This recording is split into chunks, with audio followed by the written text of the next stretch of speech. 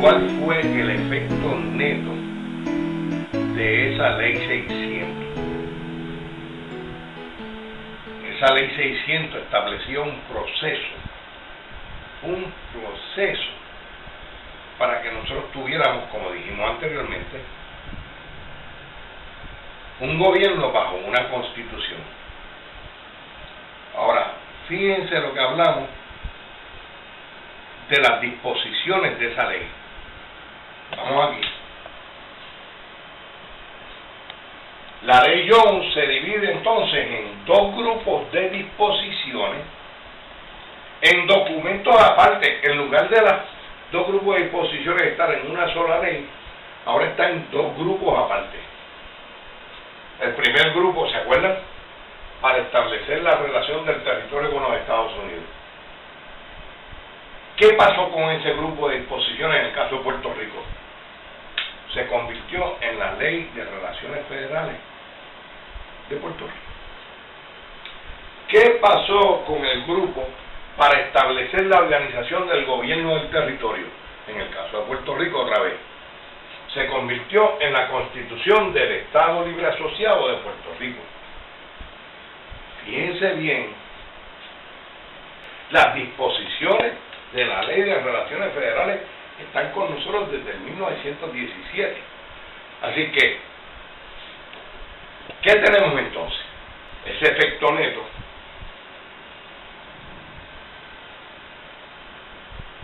dice que la Ley 600 del 50 al 52 cambia el nombre de la Ley Jones de 1917 a la Ley de Relaciones Federales de Puerto Rico, pero con el mismo contenido desde el 1917. No cambió nada. Dice el artículo 4 de la Ley 600, excepto en lo dispuesto en el artículo 5 de esta ley, que lo veremos más adelante, el estatuto titulado Ley para proveer un gobierno civil para Puerto Rico, esa es la Ley Jones del 1917, y para otros fines, aprobada el 2 de marzo del 17, según ha sido enmendado por la presente, continúa en su fuerza y vigor y podrá en adelante citarse como la Ley de Relaciones Federales de Puerto Rico. En otras palabras, la Ley Jones sigue vigente después del 52, solo que le cambian el nombre. Es la misma ley, la ley del 17, llamada Ley Jones, ahora en el 52 cambia a Ley de Relaciones Federales. Pero, señoras y señores, miren, la Ley 600 no cambió el estatus político de Puerto Rico como territorio de los Estados Unidos. En ningún momento cambió la condición territorial, que es la base de nuestro ordenamiento político. Y tampoco cambió la estructura básica del gobierno local con la nueva constitución. Fíjense en esto. En el 25 de julio de 1952 se adopta oficialmente la nueva constitución y el gobierno. ¿Cambió? No cambió. ¿Por qué no cambió? Porque ya desde el 1900 con la ley Foraker hasta el 1952 con la ley 600, el gobierno de Puerto Rico, el pueblo de Puerto Rico, se había ido constituyendo en un cuerpo político, es decir, en una comunidad de ciudadanos políticamente organizada, dirigida por Washington. La diferencia de anterior al 52 es que entonces se le permite por parte del Congreso al pueblo de Puerto Rico administrar sus asuntos locales en Puerto Rico. ¿Y qué viene ahora? La ley 600 tuvo un logro.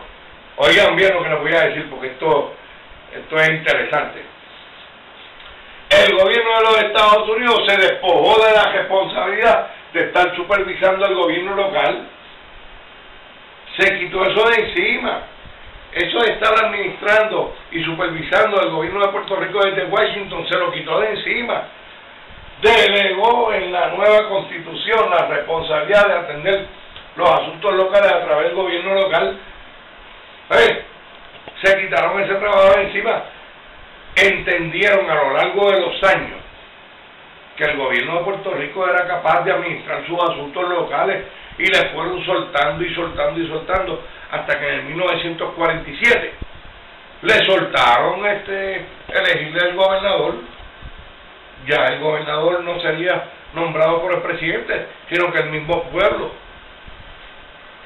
sería el elector del gobernador.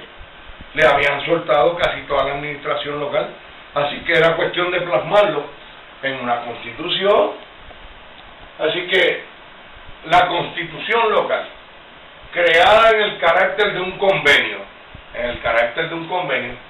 con el pueblo de Puerto Rico, es una ley federal bajo la siguiente condición. Fíjense bien, hacemos una constitución, nosotros la aprobamos, se la enviamos allá al Congreso, el Congreso la examina, le hace ciertas enmiendas y decide, ok, ahora nosotros aprobamos. El Congreso aprobó finalmente la Constitución del pueblo de Puerto Rico bajo una condición. Cualquier enmienda o revisión de esta Constitución deberá ser compatible con la resolución decretada por el Congreso de los Estados Unidos aprobando esta Constitución de 600, con las disposiciones aplicables de la Constitución de los Estados Unidos, con la Ley de Relaciones Federales con Puerto Rico y con la Ley Pública 600 del Congreso 81º, adoptada con el carácter de un convenio.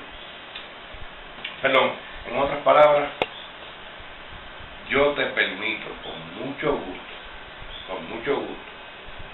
que tú tengas una administración para los asuntos locales, que tengas una constitución para los asuntos locales, pero la tienes que enmendar, si la quieres enmendar, bajo la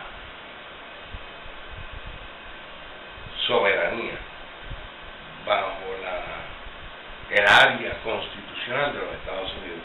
No la puedes enmendar como te da la gana. Así que tenemos.